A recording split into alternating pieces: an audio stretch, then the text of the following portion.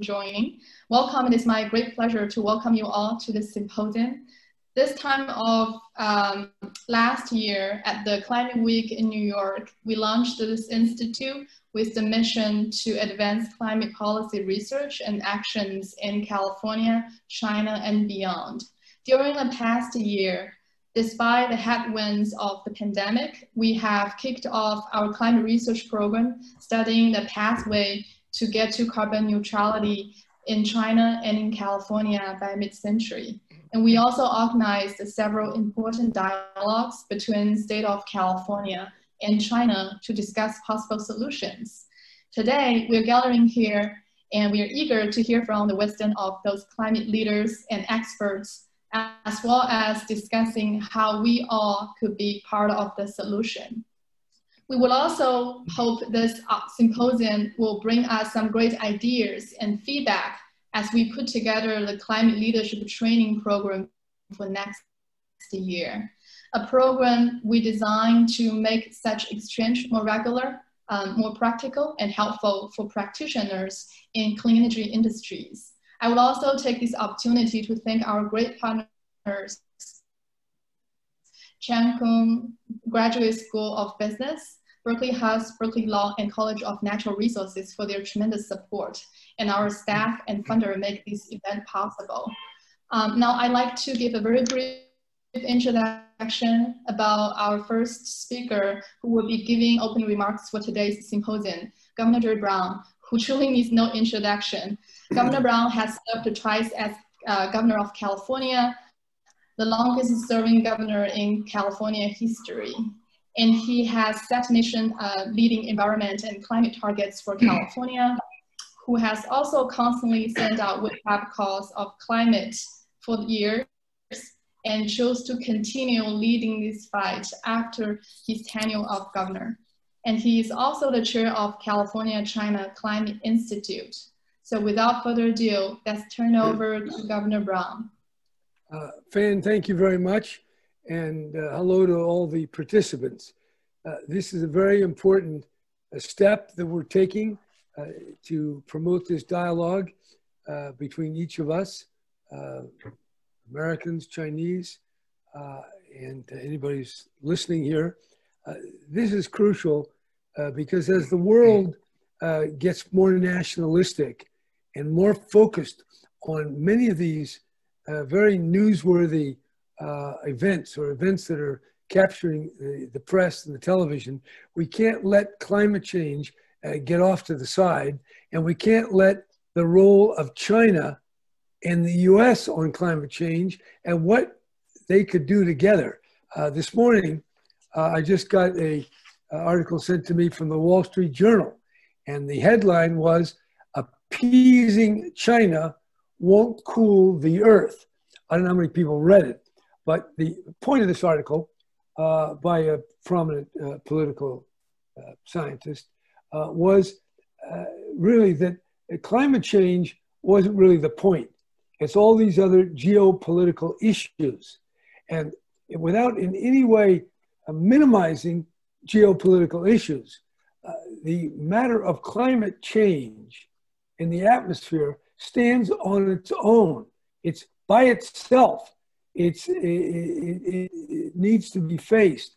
And the premise of this article, which I think either represents widespread thinking or a propaganda initiative by climate deniers and climate skeptics. And the point is that climate change isn't so important, and it's just going to be a tool used in the competition between China and the US.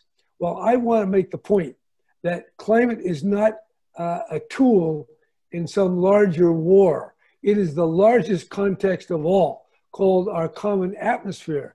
And we have to be able to put front and center the United States facing China, China facing the United States, recognizing mutual vulnerability, mutual responsibility, and mutual opportunity to take steps, some alone, some joint, between the two countries, the two businesses and individuals in two countries, to mitigate the effects and the causes of global warming.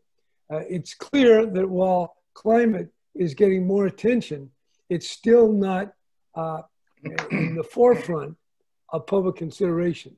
If you look at the American presidential campaign, you have a lot of other items. So it's very important that we seriously talk about what America can do, what the states like California can do, and what can we do together with provinces in China, or with Chinese government itself, or with Chinese businesses, or any other entities that fit within China or fit within America. We're the two big nations, America historically, in terms of contributing to the greenhouse gas buildup in the atmosphere. China right now as the #1 contributor. So we have a joint responsibility, and we need to forge a joint partnership. It's going to be very hard. The State Department, the politics, the media, everything is conspiring, not everything, but a lot is conspiring against even a dialogue such as this. So I acknowledge the importance of what we're doing and reaffirm my commitment to work with the University of California, with the state of California, to really forge practical partnerships that will result in forward movement. President Xi set a goal, 2060, of climate neutrality. Okay, we got a goal, that's good, but we got to move the goalposts back to at least 2050. And I think that can be done based on the technology and based on the investment that either exists or can be invented and can be made. So I think we're at a moment, things can go a little worse, go a little better, or they can go really good or really bad. And I think this group is a part of that smaller group that has to push the China-US climate action, climate initiatives. And we have to forge ahead, and we have not proven the point, as this Wall Street Journal indicates, that the world, China, whatever its national ambition, whatever its party thinks and feels, still has a vital interest in reducing carbon emissions and participating with other countries to reduce carbon emissions. So that is a big national interest, whatever the other interests are, and which there are many and very important. Same thing with America. Whatever our other interests are, and there are many, this matter of climate is so important. And we have to improve, change. We're not doing what we should do. China is, I think, just on that statement by President Xi, is ahead of us, but China isn't where it needs to be, and we're not where we need to be. And I want this group and all the other groups that will come out of our dialogue to be pushing with confidence that we can do much better in California, for example, with zero emission vehicles, with storage, lots of investment. We can do that. And then the same thing, we'll find opportunities in China. And then there's another item which I'm really experiencing because of the fires. We have to adapt.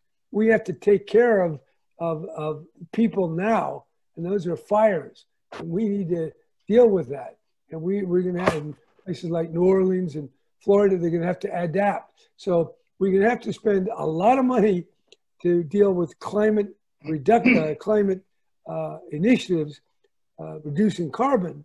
But we also have to, right now, work on forest fires, floods, and the damage that comes from hurricanes. So we have our work cut out for us, and this is a very good forum and taking place now in the midst of this growing hostility and competition between China.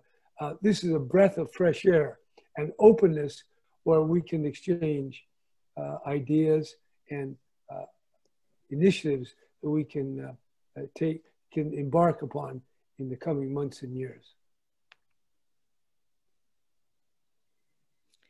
Thank you. Thank you so much, Governor Brown. I would like to turn it to Mary, who will continue to introduce Ding Xiang. Mary, please. Yes, thank you. Thank you very much, Governor Brown. Welcome again to all. And I'm Mary Darby, and I'm the Chief Representative of CKGSB Americas based in New York. And today I'm very pleased to introduce to you Dr. Cheung. He is the founding dean and professor of China Business and Globalization at Cheung Graduate School of Business. Prior to joining our school, Dr. Cheung was a professor of Beida, Peking University, and one of the 7 founding faculty members of China-Europe International Business School, CEBS. He is a pioneer in business and executive education. He has served as an independent board member on a number of companies listed in Hong Kong, mainland China, and the US. He is a member of the International Advisory Committee of Fundação Dom Cabral, FDC, in Brazil. He's also served as a member of the Board of Trustees for United Way Worldwide. Of course, he's spoken as a keynote speaker at many different global conferences and closed-door sessions like Bao Forum, like the Council on Foreign Relations and the Foreign Policy Association in New York. And recently, he was co-chair of the Ditchley Foundation Annual Forum. Dean Xiang has also provided management training to the global leadership of many companies. Just a couple are China Mobile, China Telecom, Ernst & Young, Nissan, and Yokohama Tire. He's also trained senior executives from many different firms like CIC, IBM, Goldman Sachs, and China Railway and Construction Company as examples. His research, writing, and presentations are considered among the most influential in China and around the globe. Let's welcome Dean Xiang. Dean Xiang? Thank you, Mary, for the kind introduction. I did prepare a couple of slides for today's presentation, which I would like to share with all of you. Well, firstly, apologize for that. Firstly, I would like to welcome and thank all of you for attending this symposium, especially to Governor Brown and our partner, UC Berkeley, California, China Climate Institute.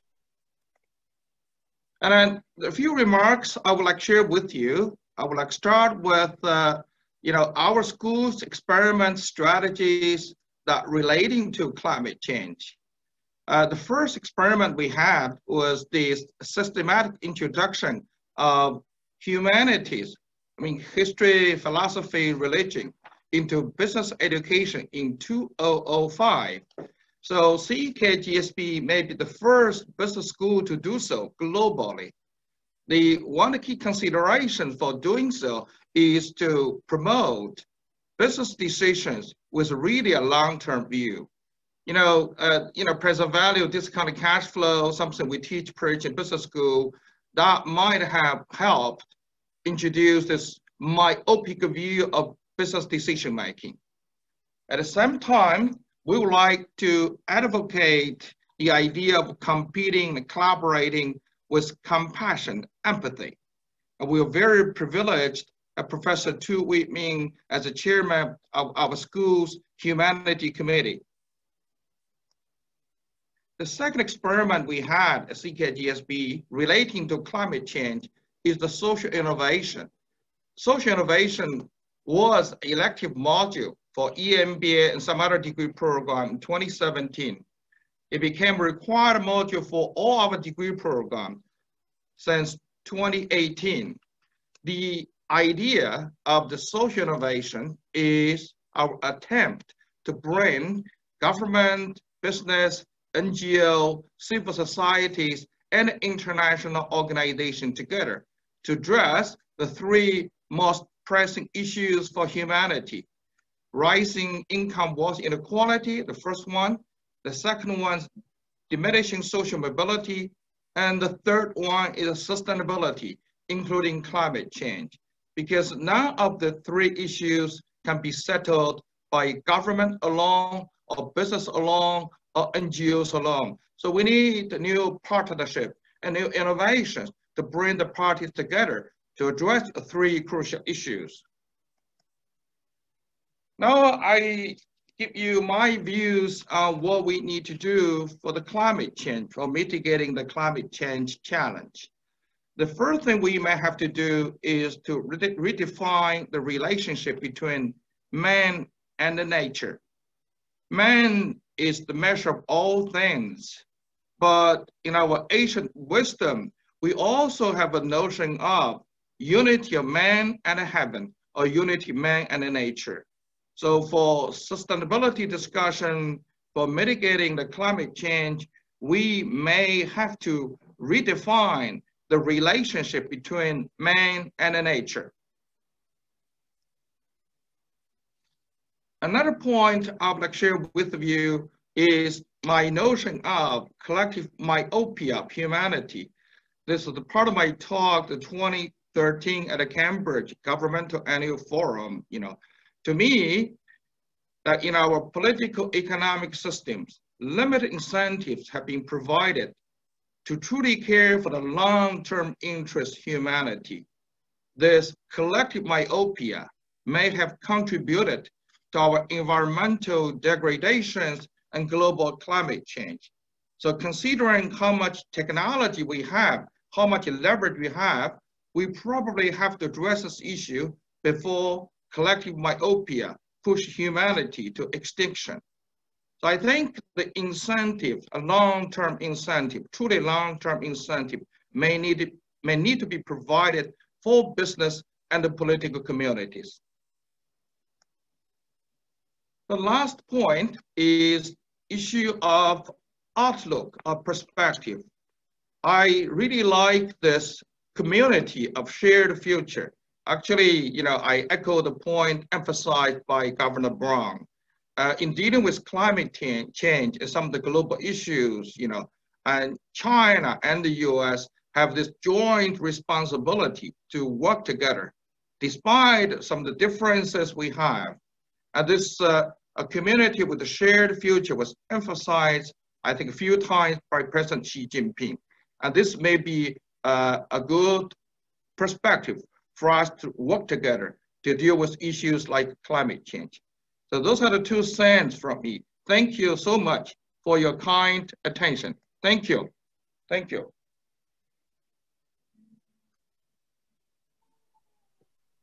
Great. Thank you so much, Xiang. Very inspiring.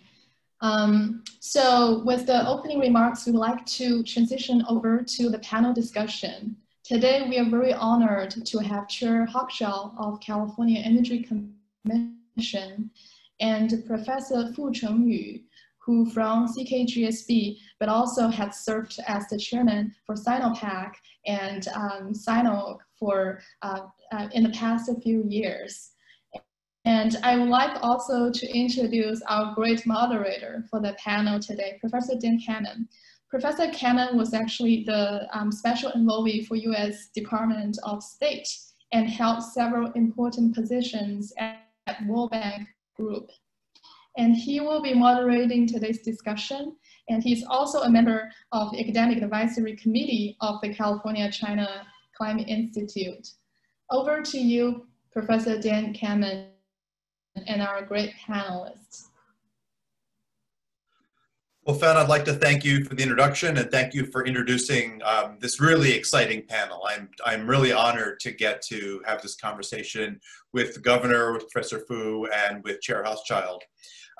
In our own group here at UC Berkeley, we have a number of not only decarbonization efforts, but also China partnerships, and Fan and the Governor have highlighted one, but there are others across campus. And in fact, one of the features which is so useful about the comments you just heard about competing, collaborating, and being compassionate is that at the university to university level, at the NGO to NGO level, and the government office to government office level, many of these features are part and parcel, they're core to some of the collaboration. So I'm going to start off with a question each. I'll start with the Governor and then move to a sort of a broader conversation back and forth. We've also heard earlier today these very important comments by President Xi Jinping saying that China will accelerate its national direct contributions as part of the climate process and will peak emissions by 2030, and most exciting for me to hear, to become carbon neutral by 2060. And so I'll start with the governor, which has overseen the process in California through our Senate Bill 32, Senate Bill 100, that set this target in California to be carbon neutral by 2045 or before. And in the spirit of these international collaborations, while we still have a White House in Washington, D.C., which seems to be opposing all measure of partnership and climate sanity, I wonder if you could just start with some of the partnerships that you helped to launch that you feel really do set an example and set an agenda for how to make the climate goal work and make the cooperation goal work. Well, I think the most obvious is the agreement that the Air Resources Board under Mary Nichols forged with a subset of the automobile companies. And those companies agreed to abide by accelerated emissions reductions. They were given some flexibility, but for the most part, the standards that California had set, very aggressive standards and ones that Trump and others, oil companies, didn't like, those were accepted by key auto companies. So that was an agreement. So in a world where we have Mr. Trump as president denying climate change, where we have an alliance of automobile companies suing the state of California for its very important and imaginative regulations, cutting down progressively each year more and more carbon emissions, promoting as well a certain and growing number of zero emission cars, all that was protected against the onslaught of the majority of the auto companies through their alliance, through the national government, through the president, through an agreement, a voluntary agreement with business and a state, one state called California. So that is a partnership, and that is a very powerful partnership. Now, beyond that, just sticking with the zero emission, I believe that the California Air Resources Board is going to find ways to incentivize more zero emission vehicles, and working with the Public Utilities Commission, other agencies of state government, and through the legislature as well, California can incentivize even the adoption of more zero emission vehicles, which I think is really important because transportation is such a large percentage of our greenhouse gas emissions. And then, there's the renewable electricity, there's the building regulations, there's the zero emission buildings that are being set forth by our State Energy Commission. So we have many things that we can do as a state, and doing so requires work with the university, an independent organization, requires businesses, the advancement in technology, and all of that indicates that even without the president, we can take positive steps. But of course, to really move forward in a comprehensive way, we need a president that supports, believes in climate change, and is prepared to make the commitment, which President Biden has now indicated to the tune of $2 trillion over a rather limited period of time. So that's really good. We need more commitment at the highest levels. The urgency is being brought home by scientific papers that continuously come out in the journals. So we know there's no time to relax. There's no time to pat ourselves on the back. I think we have to take what works and keep pushing that while we advocate at the national level.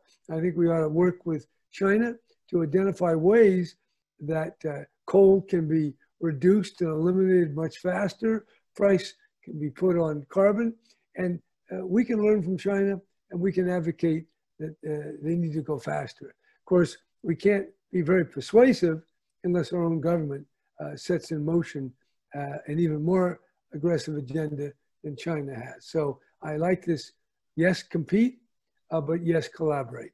So that's what lays before us. In fact, I loved the quote that came out of the Air Resources Board during the discussions that you described when 4 automakers signed up with California. And it was, you have to pardon me, I'm a physicist, not a lawyer, but it was send us your engineers, not your lawyers on this occasion, which I really felt captured kind of the can-do spirit. So Governor, let me stay with you for one more question on this then. Senator Schumer from New York has proposed a Clean Cars for America plan that would ramp to 63 million electric vehicles. With California, we're now approaching 1 million electric vehicles. China's on a path to 5 million. I'd like to think that the China and the California experiences would be really critical in thinking how to implement that massive scale up. And I wonder what your thoughts are, and if you see some opportunities where justice for underrepresented communities might be central to that dramatic scale up. All right, well, look, the whole China-California effort, which this institute, our institute embodies, but which has been preceded by several meetings of California officials and Chinese officials. The whole point of this is that California wants to pursue a carbon reduction in an ever increasingly aggressive way. We want to keep increasing our ambition. All right, if we do that, let's just take cars. If we're pushing the zero emission car, but the rest of the country isn't, that we're going to fail. The politics will override us.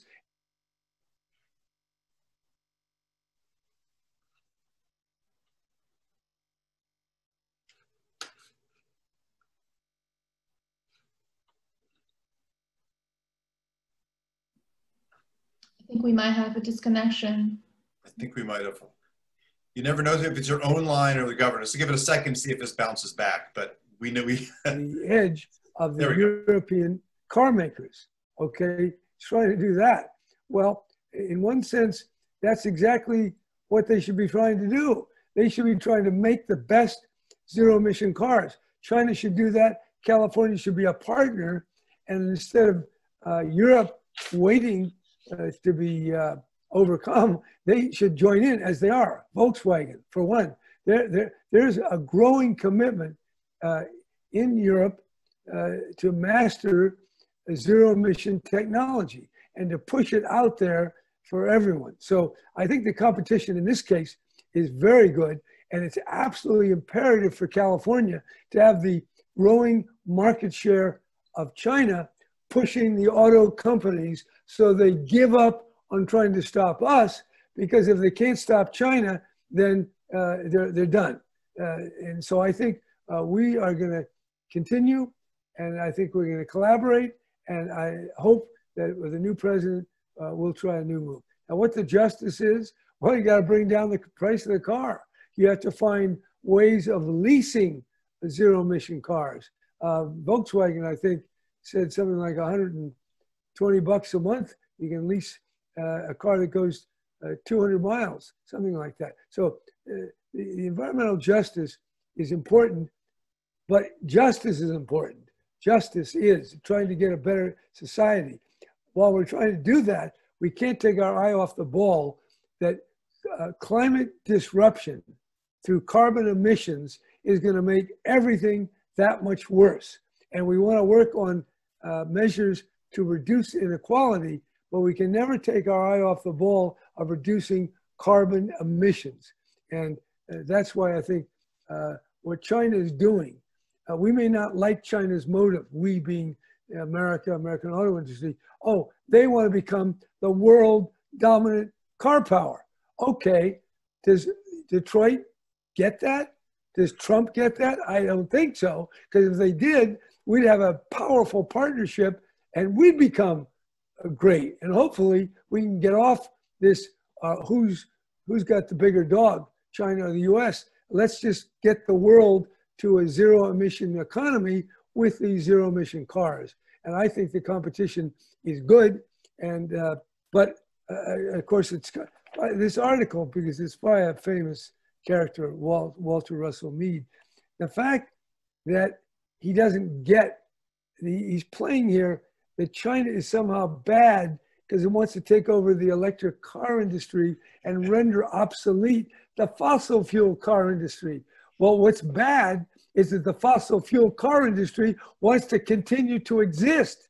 That's the problem. And China's just taking advantage of car maker stupidity. And we have to turn that stupidity into insight and wisdom. And I believe that the 4 automakers that signed up with California already indicates that car company leaders are moving in the right direction. And it isn't them or us, it's the world reaping the benefits of this technology. No, I agree. So let me, on that one note, let me actually bring Professor Fu in. So Professor Fu, you've been a CEO of 2 of the largest oil companies in the world, both SINOPEC and CNOOC, so onshore and offshore oil in China. And can you talk a little bit about what the opportunities you see for the fossil fuel sector to really leapfrog and be a leader in this space, just like the governor highlighted here? Do you see this as an area where it's retooling, taking advantage of expertise, finding partnerships? What's the sweet spot, or what are the opportunities here to do just what the governor said, to make green transportation the lead?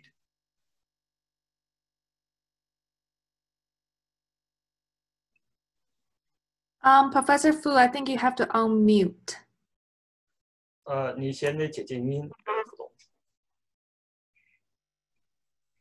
你还静音呢？那个是不是那个你上你那块是不是控制的？我只能让他别。还是静音呢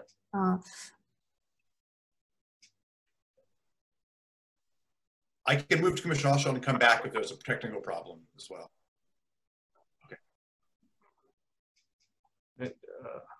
Right. Let's give him like a couple seconds to deal with his tech issues. Also texting our IT.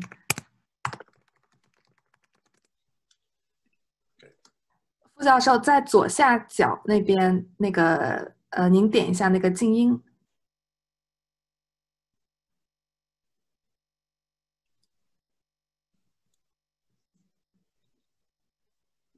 Let me move to, okay, sorry. To the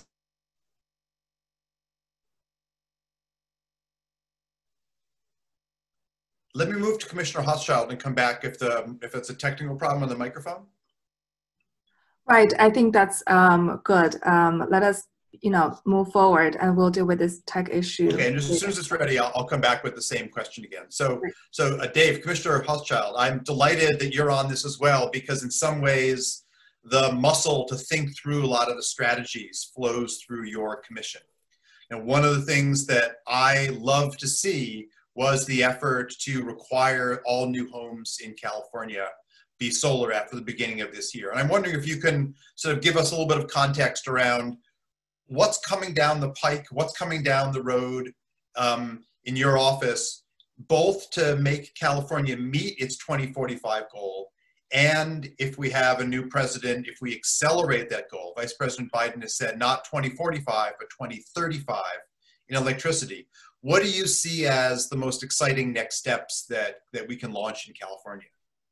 Well, look, long term, we have to move beyond fossil fuels. I think one of the exciting things that's happened in recent years is the rapid adoption of clean energy technologies on the grid. In California today, we're at 63% carbon-free electricity on the grid today. The 2 cheapest new resources are solar and wind. Obviously, we need everything. We need geothermal, we need energy storage, we need efficiency, we need small hydro, all of the different pieces of the puzzle. There's no silver bullet. It's really a silver buckshot strategy. But it's also worth noting that since Governor Brown signed SB 100 about 2 years ago, now 14 states have adopted 100% clean energy law, and Biden has adopted that as his national plan. The next great wave, you mentioned, our mandate at the Energy Commission for solar on all new homes. I think the next great area of progress is going to be around transportation electrification. I came earlier today from Tesla, where they had Battery Day, and Elon Musk announced that Tesla has a new plan to cut the price of batteries in half in the coming years. And that's important because the price of batteries have already come down 90% in the last 10 years. And this is going to enable Tesla to come out with a $25,000 Tesla car in the next 3 years. And it's just worth noting what has been happening the last few years, kind of silently, without the attention that it deserves. The electric vehicle sector has emerged as a really strong part of our economy. It's the #2 export by value in the state of California today. We have 34 companies manufacturing electric vehicles of some sort. That includes bus companies, including Chinese bus companies like BYD and American ones like Proterra.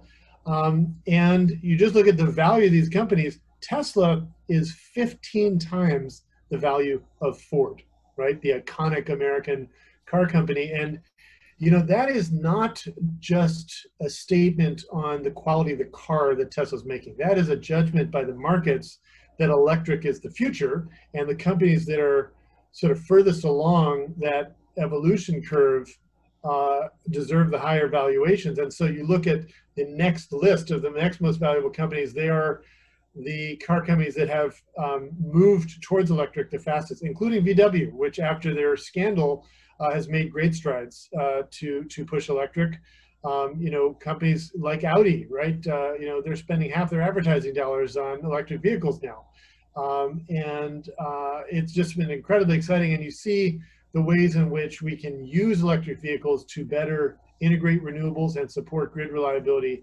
That's the next great frontier. There's also a lot we can do around building decarbonization and building electrification. In the last year and a half, there's been 32 cities in California that have adopted some form of an electrification preference or electrification mandate on new construction. And so we're going to push hard to decarbonize through our energy codes in the years ahead. So one of the things that I love to see was when Lyft, the ride-sharing company, announced that they would go all electric by 2030. I personally think they could do it more quickly, and their chief of sustainability was one of my students, so I push him a fair amount on this. But what I did notice in their announcement was that they were also going to make vehicles available at low cost for lease, something the governor brought up as well.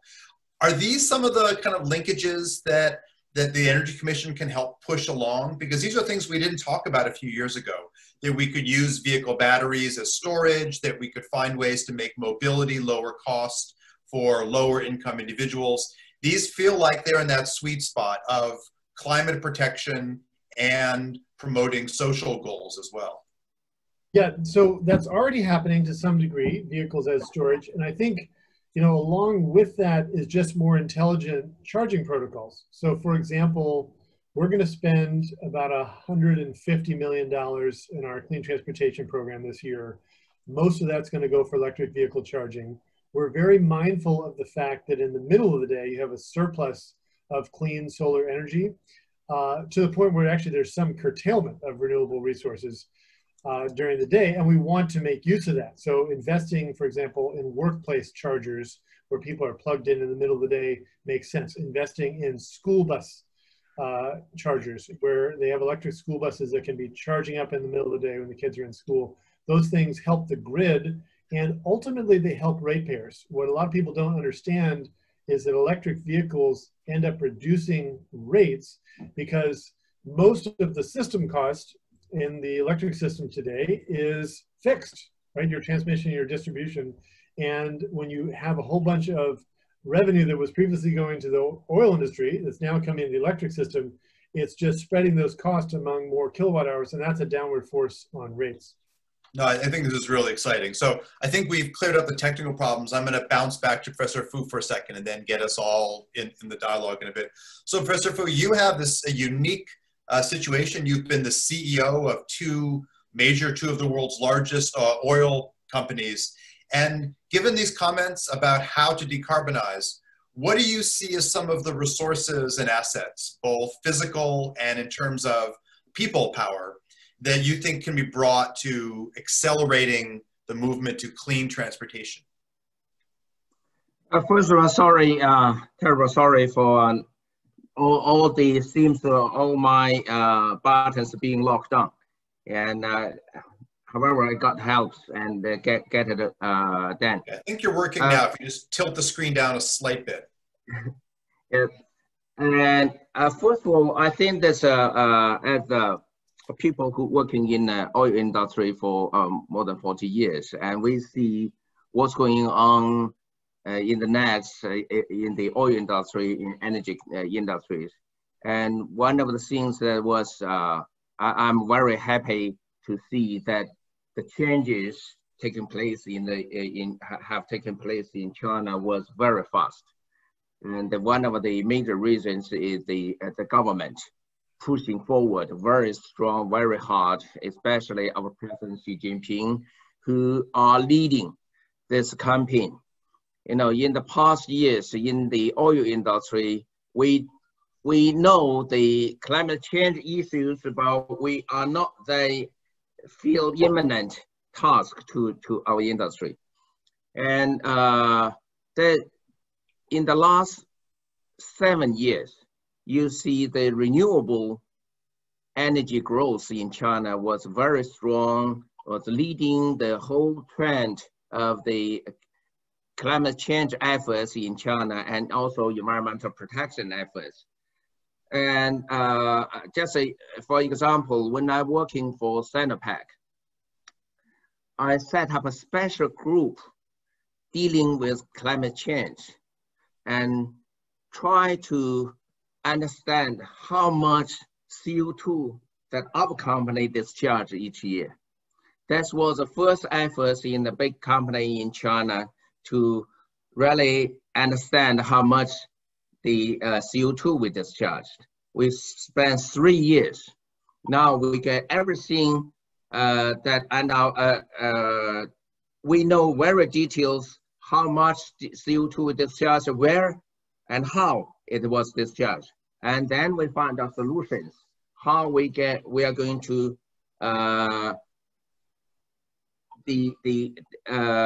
reduce the CO2 charges. So in the past years, we actually, because the government are pushing, were pushing very hard, and they started the carbon trading efforts or experiments in China. We, as the oil industry, we evolved. So since that time, every year from 2012 and to the time when I left in 2015, every year we make about 40 to 50 million RMB each year by reducing the CO2, which we sell this quota to the market. So actually, by the one hand, we upgrade our facilities to reduce the CO2 deduction, and also we can using those quota to sell as assets to the market. So those are really encouraging efforts to the business. And eventually we found out once you spend money to upgrade your facilities to reduce the CO2 costs and other pollutants, and then you will get long-term and profit return. So this is a really good thing to the business. It's not just investment. Investment can get long-term return. For example, when you upgrade your facilities, you reducing the burning of the energy.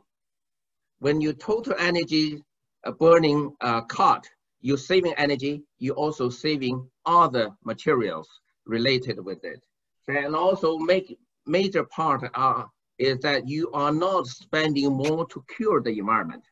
So this is a very good effort, but I believe with the efforts, the government plus the business and the whole society here in China, and the CO2 discharge peak by 2030, this was committed by Chinese government, but I believe at least, I'm quite optimistic, will be 5 years ahead of time. So but government that's my assessment too. We've been looking at the numbers and we think China would peak around 2025. In fact, I actually wonder if, because of recent events in COVID, the peaks might be earlier. That's not a good thing about COVID, but it looks like we might have more of a chance to switch. So you right now have this interesting situation with all of this experience in the fossil fuel sector. You're also on the faculty at USC in California and at Columbia. California and New York are the two largest parts of the US economy. We've committed to a zero carbon before mid-century. What will it take internally, though, at companies like SINOPEC, CNOOC, some of the oil companies in the US as well? What will it take for them to be on a path so that their revenues will be shifted to the green sector by these years when we need to peak? Is this a function of internal carbon prices? Is it a function of other partnerships? What are the levers that you see as the next things to make these goals happen?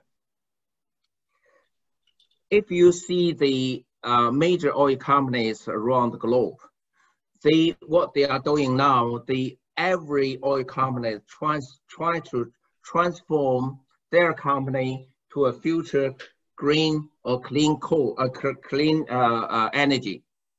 What the major efforts, or what the major efforts by the large oil companies, they are first step, they trying to become a cleaner energy supplier.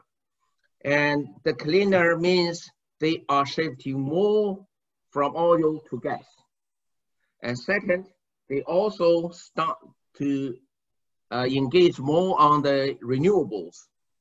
And this is a major trend. And this is the same happening here in China. All the major oil companies, including the coal companies, they are trying to transform themselves to cleaner and to their targets is a zero discharge of CO2s. But this time, they're quite conservative. They think they will take a longer time. However, once they start, the speed or pace will be faster than their expectations. So the good thing is that everybody now started already. Okay. Let me bring back the governor then, because I really do think that this feature of how to cooperate at the national or subnational level and compete on the company level is really critical. And so, Governor, I'm wondering, as you look at the fires we're seeing now, the needs to couple in adaptation as well as mitigation, do you see these as a place where your partnerships in China can really help both sides to move much more quickly, or do we really need to work these through each domestic legislature? Are there opportunities to jump this much more quickly? Well, I think there are, and I was very happy to hear the previous speaker talk about the fact that decarbonization will speed up. And it is true that certain oil companies are now buying into wind farms and into renewable energy businesses. And that's good, because there has to be a way to get from here to there. And there is going to be a very limited amount of fossil fuel equaled only by sequestration. That's where we got to go. So that's not a lot of oil left.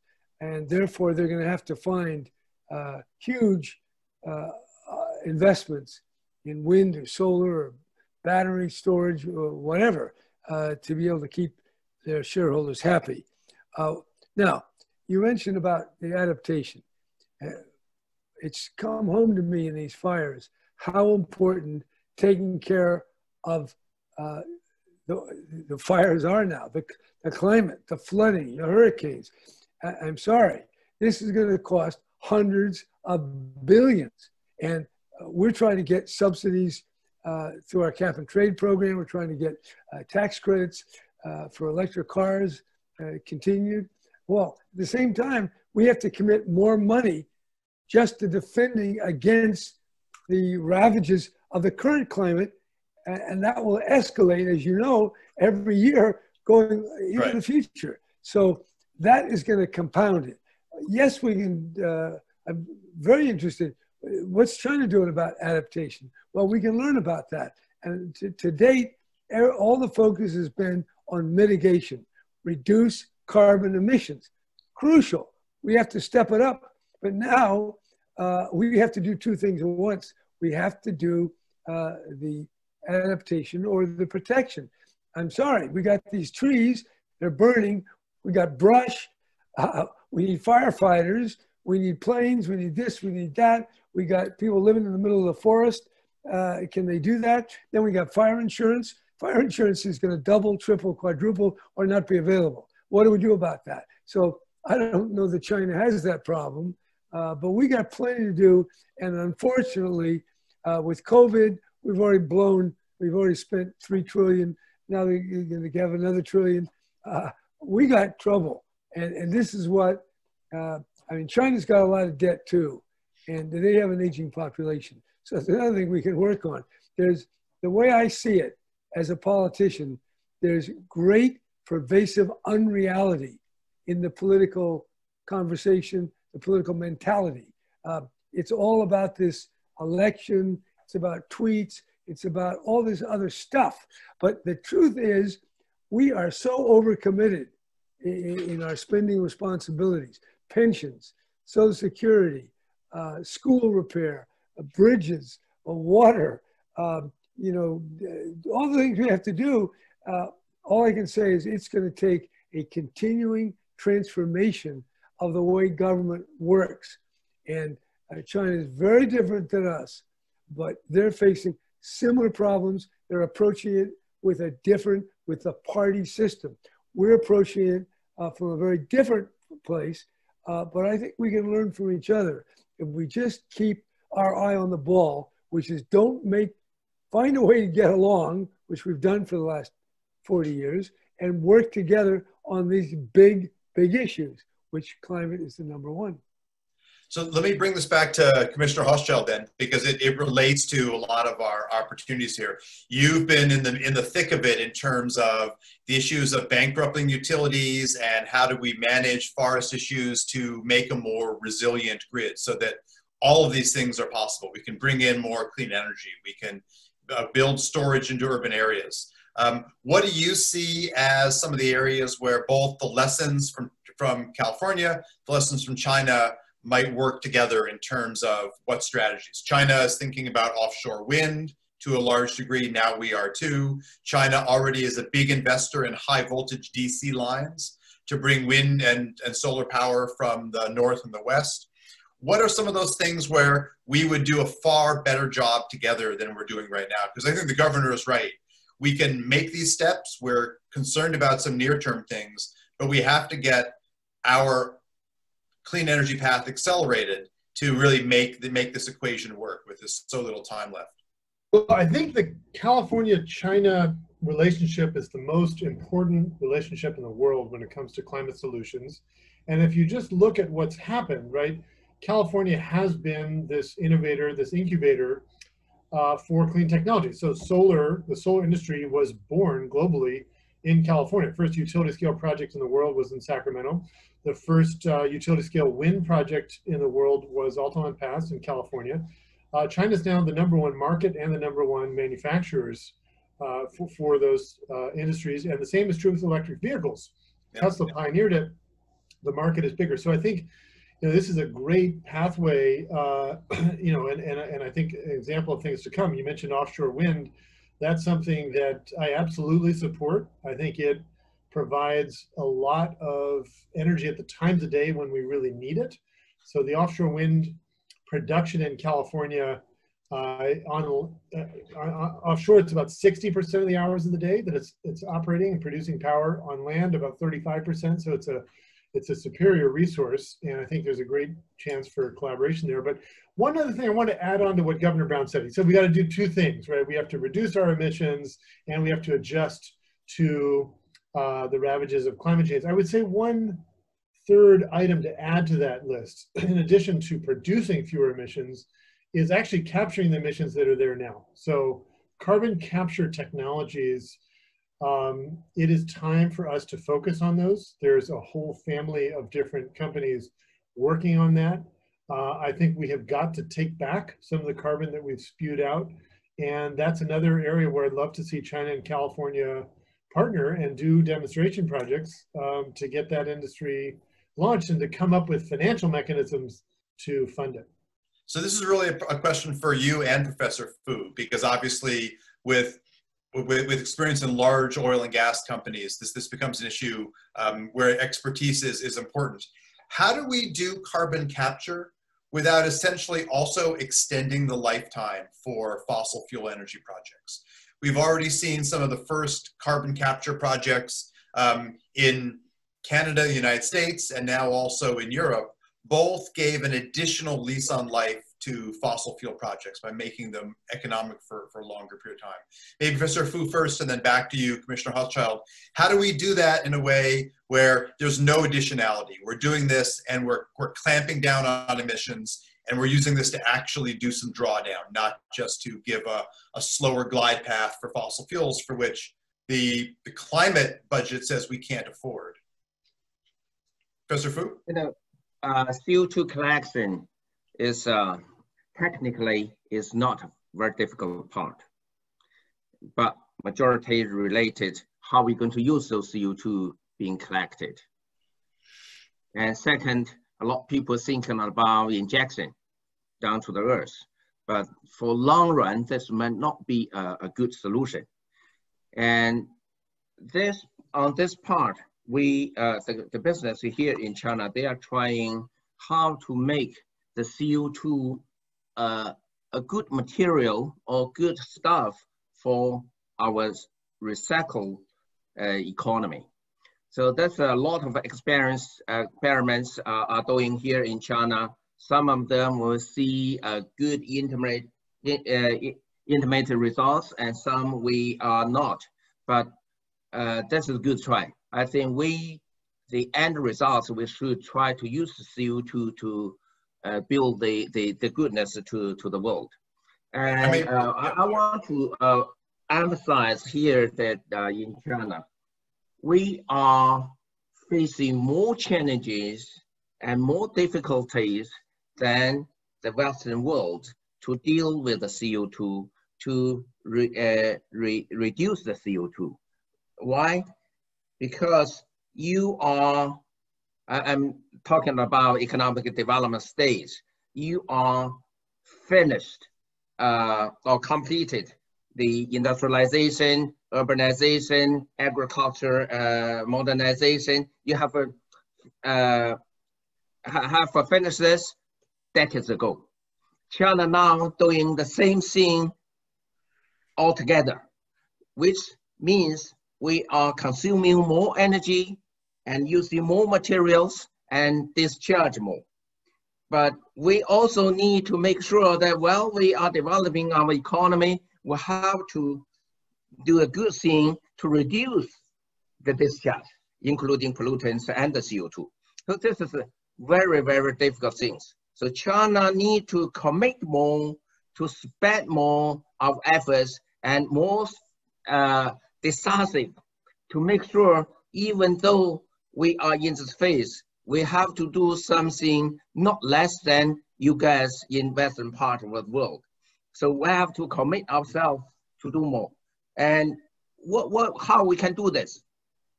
I think we have do a lot of good things. It might be one of the things that might come up.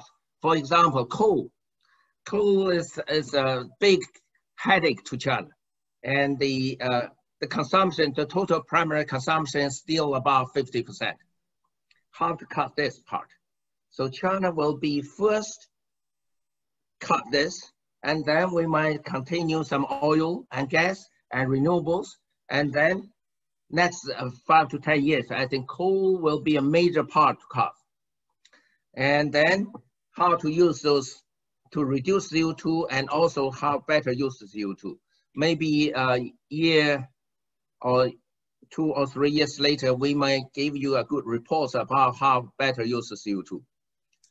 Well, I definitely see that the carbon capture and use, whether it's making roofing materials, whether it's roadways, a whole variety of things have been talked about for use. So it's definitely a piece. I'm not sure that the maths are going to add up for a continued long roadway for coal. But let me turn it back to Commissioner Hochschild, because one of the things we're grappling with here in California is as we pull these targets further forward to 2045 and now potentially further forward, we run into the need to more aggressively retire both fossil fuel plants, to swap out appliances and homes and industry, to get off gas earlier, which is our dirtiest remaining fuel.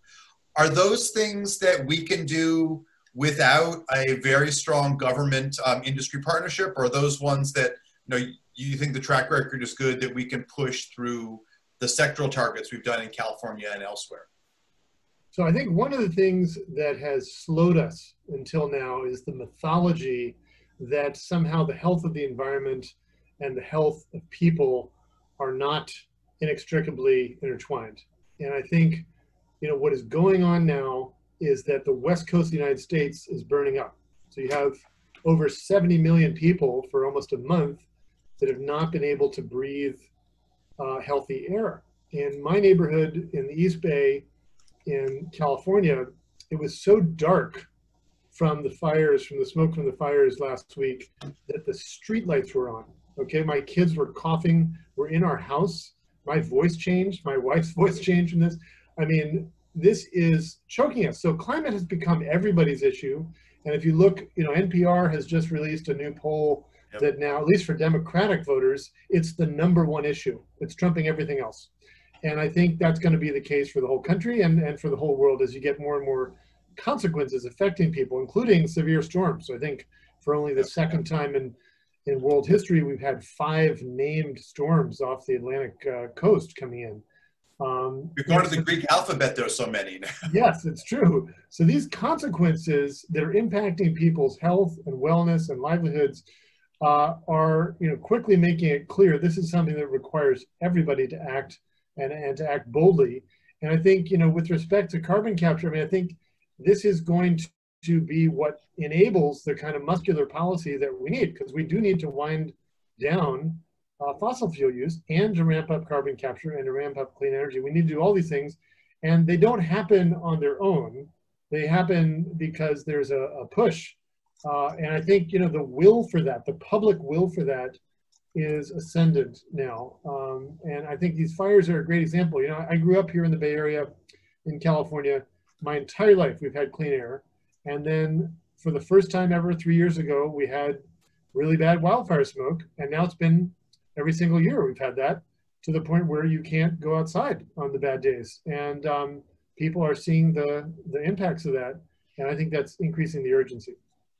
Yeah. So I'm going to switch over a little bit to the questions that are coming in from the audience, which are fantastic. And Governor, I'm going to send the first one to you, and that is that we talk a lot about mitigation, we talk a lot about adaptation, but what about the consumption budget? Professor Fu kind of highlighted it with China's need to use fossil fuels somewhat longer, although I think the 2030 goal may make that fairly challenging.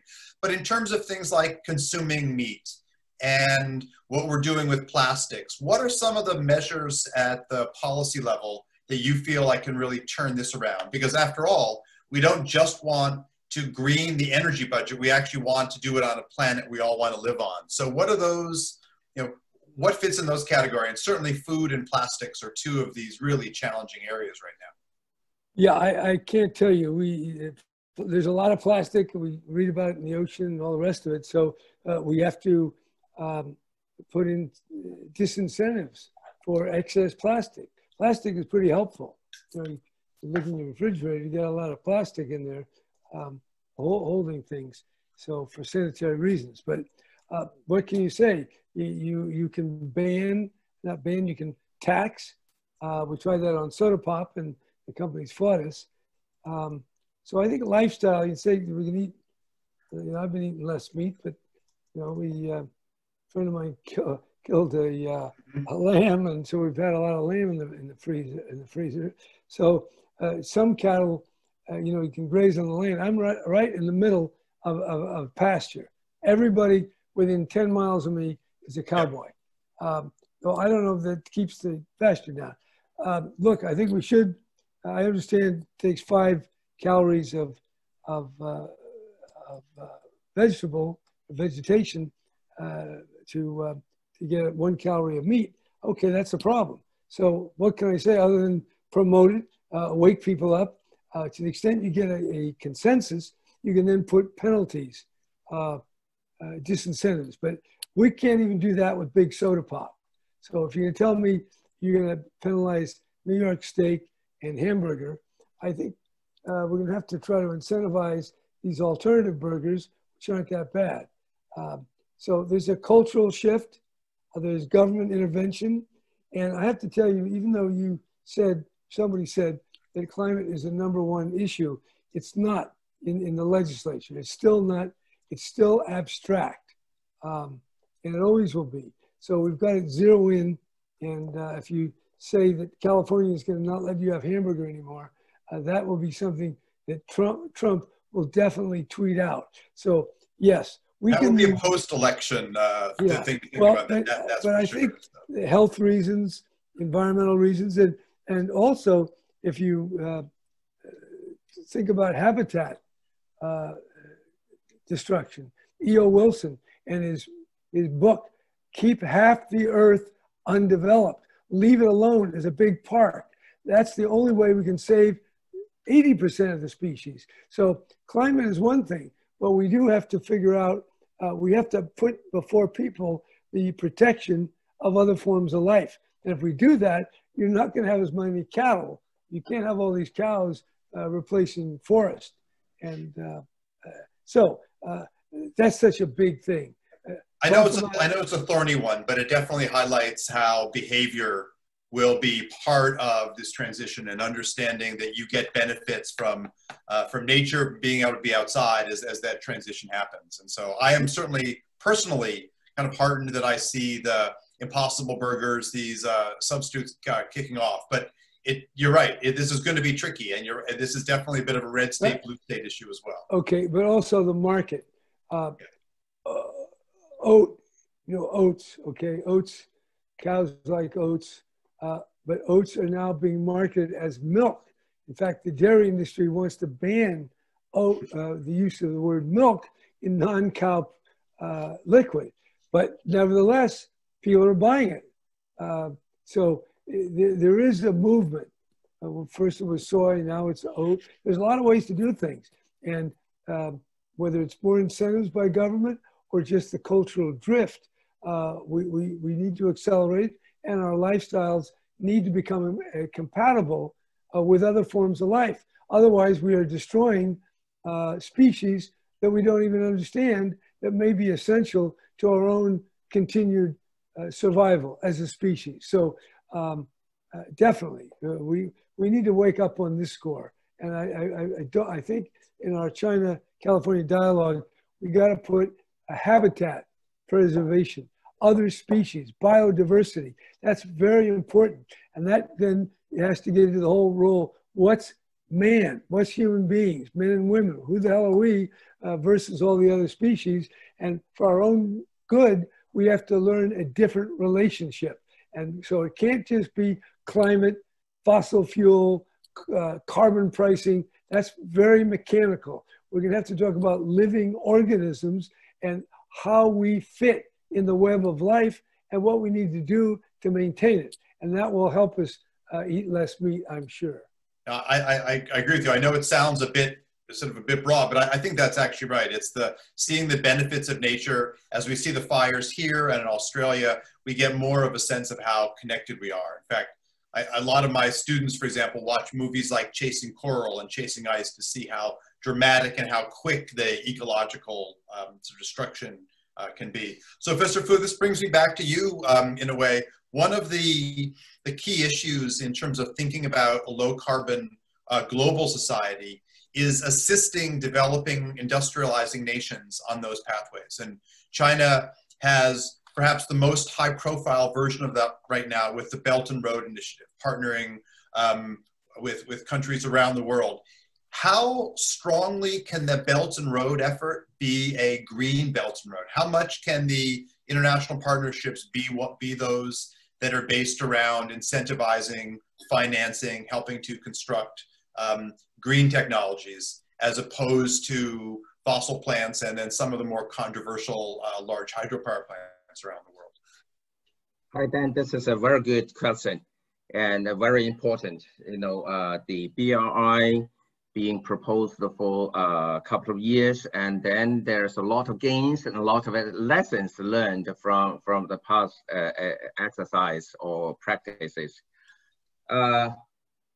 With the COVID pandemic, people are more awareness of we are the same world, we are living in the same earth, we are dealing with, we should work together to protect our earth or our environment. So any of the countries in this world, either US, China, or big countries, they cannot alone to save this earth. So we have to work together.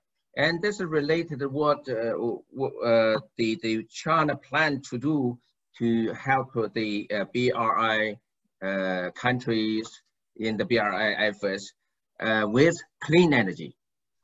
And one of the difficulties in the past that the Chinese facing, that when we're working with the local governments and to ask them what kind of infrastructure or what kind of a major projects that the government want to focus or want to develop, one of the areas they look into is what kind of resources they have. The emphasis how to better use of their assets. You see those countries along the BRI road, and they are rich in coal, in oil.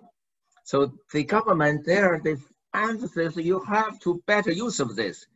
So what we should cooperate with the local government, and we work a lot on the energy side, either all the fossil fuels, including coal. Even with the coal burning power generation plants, we developed cleaner coal technology, but this is not enough. With the renewable technology coming out, with the COVID pandemic experience, and now we're thinking how to work with the local government to develop clean energy first to support their economic growth. So this is something from what I see from the Chinese companies, they are preparing what they can convince, provide the service, convince the local government this for long run will be better than fossil fuels. So this is something will happen. But you know, BRI is a long-term project, maybe decades. So people are trying to learn from what we done in the past, and then we try to make new efforts to make sure that every country are in the same direction to deal with the climate change. Okay, so I'm going to do one last question for Commissioner Hochschild, and then we'll come back to everyone for a more general one, and that is, if you had to pick one or two things that would be top of the agenda with a new U.S. administration on the international front, partnering U.S., China, and elsewhere, what would be your top one or two things? But before we get there, a little more technical question for David. There's a bit of questions come in, it's really interesting. And it's about this, what we call the duck curve in California, the need to ramp up power late in the day to meet our peak demand, which is shifting from late afternoon to earlier and early in the evening. And actually California utilities have been petitioning for the rates and the time of use patterns to shift to that. When you look at the solutions, certainly one of which is to have more energy storage available, what are some of the tools and incentives that we can utilize to make this so-called crisis part of the solution set, part of the opportunities to bring those renewables on board? What do you see as the kind of the menu of things that turns this potential problem into a solution? So first of all, this is a totally solvable problem. I want to be clear about that. And there's not a silver bullet. It's actually not energy storage alone. It's really a silver buckshot solution. And that includes everything from intelligent electric vehicle charging. We have 750,000 electric vehicles that have been sold in California. Better management of building energy use, pre-cooling of buildings and this kind of thing, as well as energy efficiency and ensuring we have a diversity of renewable technologies. We don't want only solar and wind. We need geothermal, we need hydro, we need the whole mix. Offshore wind with a different pattern of availability. Yes, exactly. And that diversity itself is a strength there. But energy storage in particular is growing quickly. And one of the things that's happening now is companies, including Tesla and Sunrun, are making these offerings for home energy storage systems. And those provide people peace of mind. They can be designed to feed power back into the grid during high prices and save money. So that's a market that's growing and I think can be expanded considerably. But to your first question, I think the thing I would love to see is if Vice President Biden wins, which I think if we have a fair election, I think he will, and is to do another stimulus package to help us with economic recovery and have it be focused on clean energy solutions. There's so much we can do on building out electric vehicle charging infrastructure and doing energy efficiency retrofits. This is work here in our state and across the country that can put people to work immediately and reduce emissions. And I think it's time for a Roosevelt scale work progress administration type of vision to meet the moment. And as I said earlier, I mean, this smoke that's going on the West Coast of the United States, which shows no signs of abating, is making climate front and center. I mean, the poll that just came out, Governor, that I was referring to is a NPR poll they did just of Democratic voters, where climate is now the top issue. My prediction is that if these conditions continue, that's going to be the case for people of all parties. And so I think the appetite for a much more ambitious spending program is there. Okay, I mean, that's what I like to hear. A green stimulus feels like exactly the right feature. As a child of a historian, I like the idea of a green new plan. So Professor Fu, you've watched the disintegration of some of US institutions during the last 3.5 years of Mr. Trump. What would be top of your list, very briefly, as international partnerships if we can move on here, hopefully, to a Biden-Harris administration? The current and Trump administration, and I think the most important part or most possible part that we might work together is not with the central government of US and the federal government.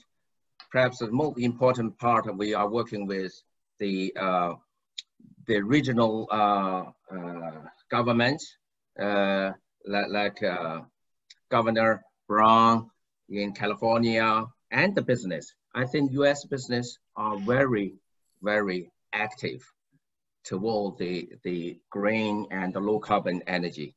So this is very important that we can work together, and we cannot save the world, but we can take the lead, work together to set up good example to other countries and other business.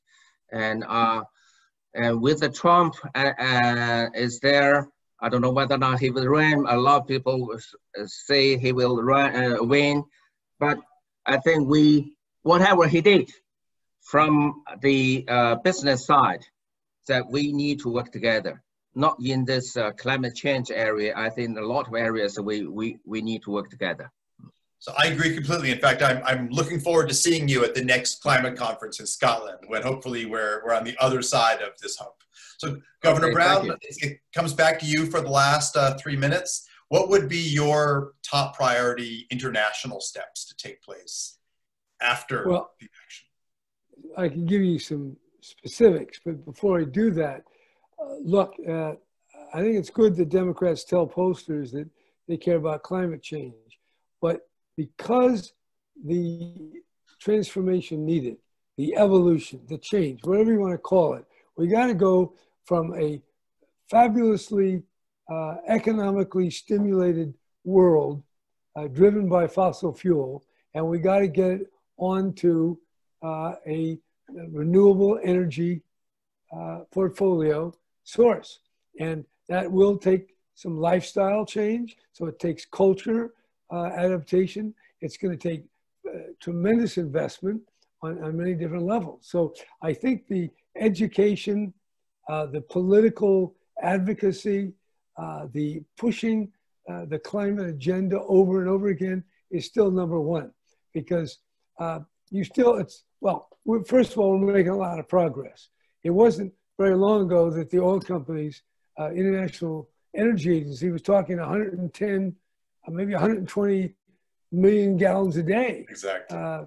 Now they're down to below 100, I think, or they're close thereof. So we got to get people to accept it's not going to be 100 in 20 years. It's going to be 60 or 50. I don't know what the number has to be, but it isn't what you think. And here we have British Petroleum taking 20% of their investment. I think they're going to need more, but at least they're doing it. When Volkswagen, instead of working on climate change, rigged their machines so they could fool the regulator and therefore have more emissions. That man, one of their directors, came out to visit me when I was governor. I can't remember whether this was 3 years ago, 4 years ago, but he said the electric car in 7 years will be competitive with the fossil fuel car. And if I knew the exact date when he told me that, I could determine whether 7 years, which may only be 4 years left, or maybe less. So, but that itself wasn't going to happen until Volkswagen got caught and had to pay the $1 billion of fines and suffer the humiliation. So shock, you need shock to the system. Now, the trick is, can we so shock the system without completely discombobulating it, creating some horror? And so I think that that education, that transition, waking up people. I remember having several meetings with the CEO of Chevron, several private meetings in Oakland, and I could not carry on a discussion about climate change. He did not take it seriously. No matter what I said, it was, okay, young man, that's all very well, but so let's talk about education or energy, whatever. So we are making progress. We need a lot more in the cultural education consciousness field. Now, you want specifics? I think the California low carbon fuel standard, that's costing, I think, $200 a ton. That's real stuff here, whatever the measurement is. But it's much bigger than cap and trade. It's a hell of a price. And the reason why we have been so effective is because no one knows what the hell it is. And therefore, it's very hard to destroy it, because where is it? It's just kind of creeping around our economy, having big impact. So I think I'm glad you say that one, because I drafted it. So I am thrilled. Well, but it's, you know, what is it? What's the price of a credit now? So the equivalent price, you're right. It's close to about $200 a ton if you were to price it out. But thankfully, you're right. We wrote it in nerd speak. We wrote it in grams of carbon per megajoule of energy. So. Well, no, the thing I make, it's not just whether it's $200 a ton or something. Yeah, no, but it's equivalent to that. You're absolutely right. But it's working also. It doesn't corrupt government. The money does not come to the politicians for a slush fund. It goes from one manufacturer to another. That's right. And that's, the money stays in. It was almost like the fee bait that Amory Levins was promoting. Make the clunky cars pay a fee that the cleaner cars can collect. That was kind of that never went anywhere because the car dealers killed it. But those are the kind of things I think we need. And if China is going more to carbon pricing, hallelujah. We should, whatever we can do by joint education, by webinars, or by joint technological research, we need to do it. Now, I don't know what the barrier is going to be with all this new relationship with China as the ultimate competitor. How do we, embrace, and how do we engage in a fight? That's one of these strange things here. And China does, I don't fully understand all the geopolitics. But China and its Communist Party and Xi are going in a certain direction. We have a lot of people, rightfully, 100%, rightfully 50%, some amount, they have their ideas and they're going to fight that. So that's a given. Now, through that, in the middle of that, can we take this climate threat that we're all mutually vulnerable to? Can we create a bond here? Can we marry ourselves to the extent of the collaboration? And that's the investment, that's the research, and so that's that to me, I keep getting back. It's a political challenge to have nationalism and planetary realism operate at the same time with the same people. That's what we got to do. You got to skip and jump rope with this. I mean, chew gum and skip rope or something. Some metaphor of doing two things at once.